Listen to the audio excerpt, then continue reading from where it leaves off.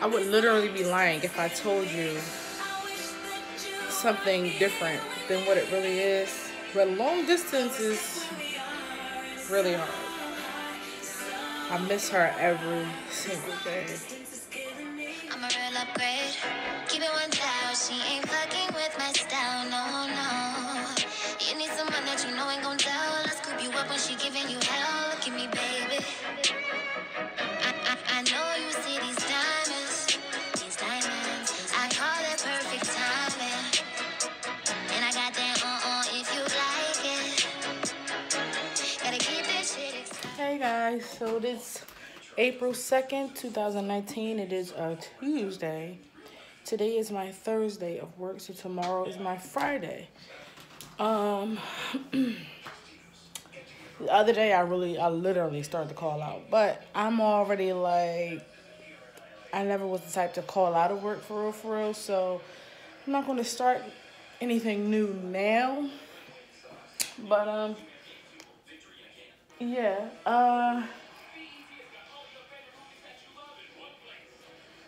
yeah, sorry. I don't even really have much to talk about, but I do. I mean, I did have. I can't remember the person who asked me the question a few weeks ago about how I felt being home alone without Ashley. Hey, I don't think the person really comments a lot, but they did ask me. It could have been on Instagram, but they asked me how I feel about being here alone and how I feel about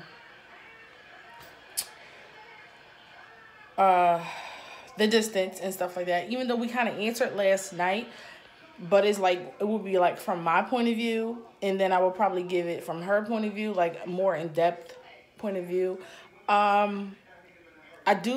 I can say that at first it was very hard. Not saying it's not still hard because it is. But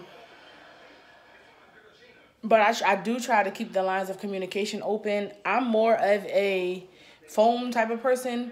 She's not, so sometimes it does get hard because she's more of a physical touch person. And so am I, no lie. But because we don't have the luxury right now of being able to physically be around each other, the phone has to suffice for both of us.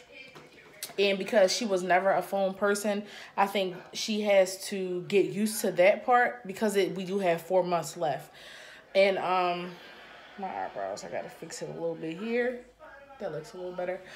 So because she's not a phone person like that, she has to get used to it, like I just said. And yeah, and then also the time difference plays a big part in it too, because it's 8 o'clock where she is when I get off, and it's 11 o'clock where I am, and sometimes she doesn't get to settle down, and I'm not nowhere near settled down. So I guess we have to come up with a plan, a better plan to talk to each other.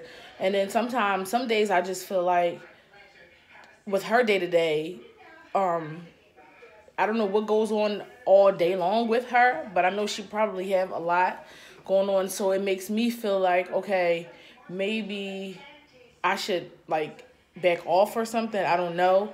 But then again, in my head, I'm still like, but I don't even get to see you at all. So I don't know when that's going to become normal, or that part is going to be normalized between us and within our relationship. I know we don't have long to go. We have long enough, but we don't have long to go. 2 months down on the 26th. But it's still a hard part. And some days we might have disagreements, and most days we're fine.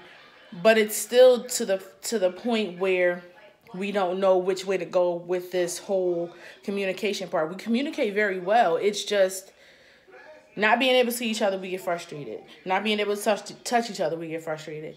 Sex plays a big part in relationships, of course. So the sex makes you frustrated because you're not getting it. And, some people try to shy away from the sex and talking about sex. But, sex within a relationship is a main part as well. And because we don't have that, often like we should and like we would if we were around each other, that really plays a big part.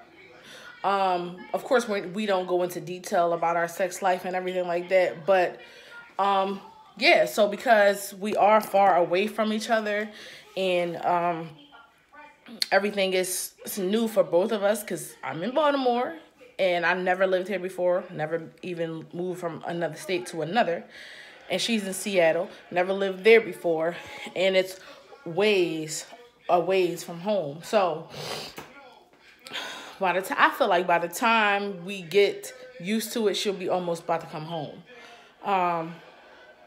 But as of right now, we have our good days and we have a teeny bit of bad days.